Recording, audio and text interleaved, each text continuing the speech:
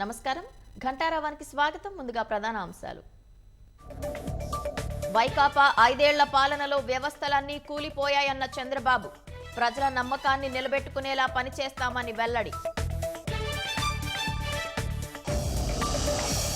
ఎన్డీఏతోనే ప్రయాణమన్న తెలుగుదేశం అధినేత. సాయంత్రం ఢిల్లీలో భాగస్వామ్య పక్షాలతో భేటీ.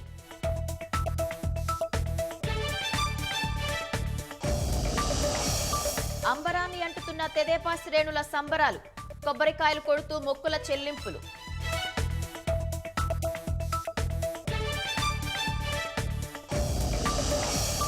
అనిల్ కుమార్ యాదవ్ కు బుల్లెట్ దింపిన నరసరావుపేట ఓటర్లు.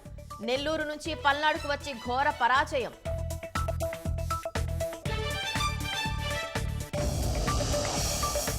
ప్రధాని మోదీకి ప్రపంచ దేశాధినేతల అభినందనలు.